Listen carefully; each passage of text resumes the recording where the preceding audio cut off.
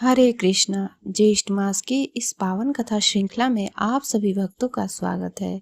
यह संसार हमें देखने में कितना सुंदर और आकर्षक प्रतीत होता है। चारों ओर धन, वैभव, परिवार, मान, सम्मान और सुख सुविधा की चमक दिखाई देती है। मनुष्य इन्हीं वस्तुओं को प्राप्त करने के लिए दिन रात परिश्रम करता है। उसे लगता है कि इन्हीं में उसका सुख छिपा हुआ है, परंतु शास्त्र में बार बार हमें सावधान करते हैं कि यह संसार अस्थायी है, नहीं है।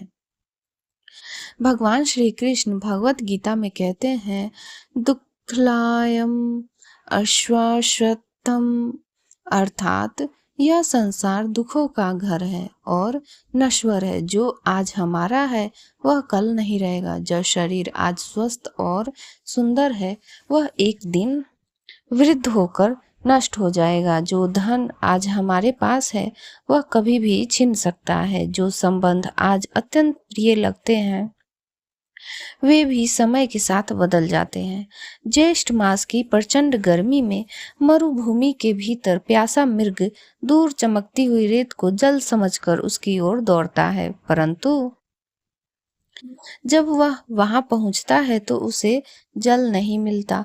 उसी प्रकार यह संसार भी हमें सुख का भ्रम दिखाता है।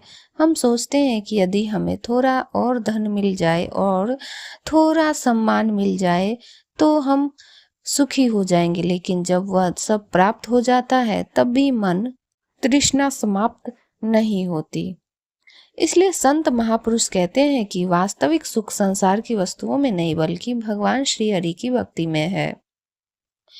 जब मनुष्य भगवान के चरणों में अपना जीवन समर्पित करता है तब उसके जीवन में शांति और आनंद का उदय होता है। हे भक्तों, ज्येष्ठ मास भगवान श्री हरि को अत्यंत प्रिय माना गया है। इस मास में किया गया जप तप, दान, स्नान और भगवान का स्मरण अक्षय फल प्रदान करता है। इस पवित्र समय में भगवान की विशेष कृपा पृथ्वी पर बरसती है। जो व्यक्ति श्रद्धा और भक्ति के साथ इस मास का पालन करता है उसके अनेक जन्मों के पाप नष्ट हो जाते हैं। प्राचीन काल में अनेक ऋषि मुनि ज्येष्ठ मास का व्रत करते हैं। वे प्रातः काल पवित्र नदियों में स्नान करते, भगवान विष्णु का पूजन करते और दिन भर हरि नाम का जाप करते थे। उनकी तपस्या से प्रसन्न होकर भगवान स्वयं उन्हें दर्शन देते थे। एक बार नैमिषारण्य में अनेक ऋषि एकत्रित हुए। वहां महर्षि जैमिनी भी उपस्थित थे। सभी ऋषियों ने उनसे कहा, हे मुनिवर, कृपया करके हमें बताइए कि ज्येष्ठ मास में कौन कौन से ऐसे कार्य हैं जिनसे भगवान शीघ्र प्रसन्न होते हैं।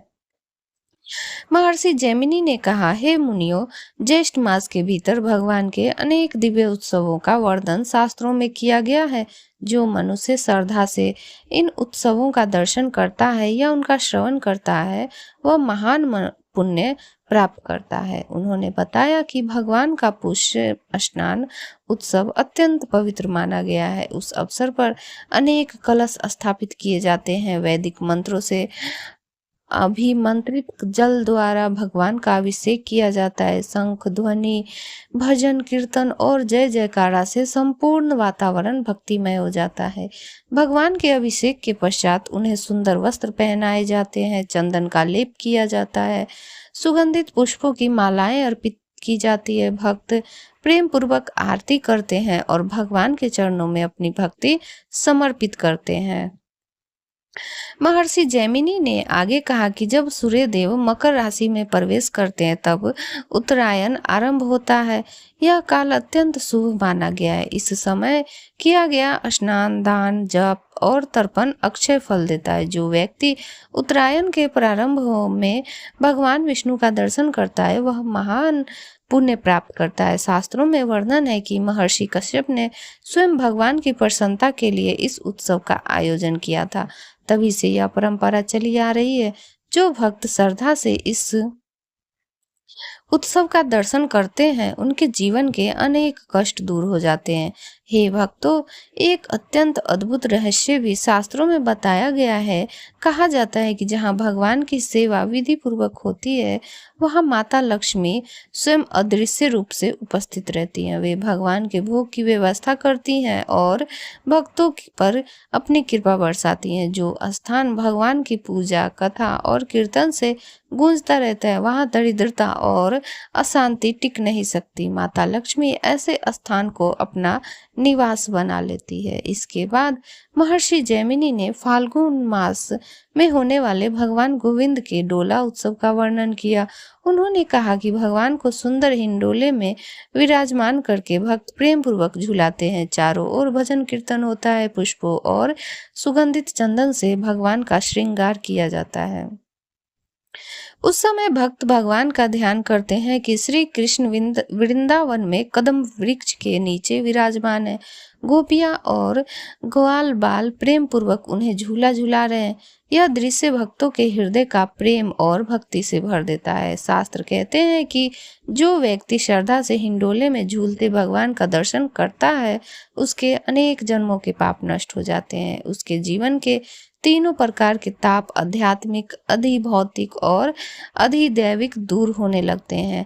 हे भक्त, इस कथा का सार यही है कि संसार का सुख क्षण भंगुर है। धन, वैभव और भोग विलास कभी भी अस्थायी आनंद नहीं दे सकते। वास्तविक आनंद केवल भगवान श्री कृष्ण की भक्ति में है। ज्येष्ठ मास में हमें यही शिक्षा देता है कि हम अपने जीवन का मूल्य समझे। समय बहुत तेजी से बीत रहा है। यदि हम केवल संसार के पीछे भागते रहेंगे तो अंत में हमारे हाथ निराशा ही लगेगी। लेकिन यदि हम भगवान का नाम जपेंगे, उनकी कथा सुनेंगे और उनकी सेवा करेंगे तो हमारा जीवन सफल हो जाएगा। इसलिए इस ज्येष्ठ मास में प्रतिदिन हरे कृष्ण कृष्ण कृष्ण हरे हरे, हरे राम राम राम हरे हरे महामंत्र का जाप करें। भगवान की कथा का श्रवण करें, जरूरतमंदों की सहायता करें और अपने जीवन को भक्ति के मार्ग पर आगे बढ़ाएं। भगवान श्री हरि की कृपा से हमारा हृदय शुद्ध हो, हमारे भीतर विवेक जागृत हो और हमें उनके चरणों की भक्ति प्राप्त हो। इसी मंगल कामना के साथ आज की कथा यहीं पूर्ण होती है। हरे कृष्णा।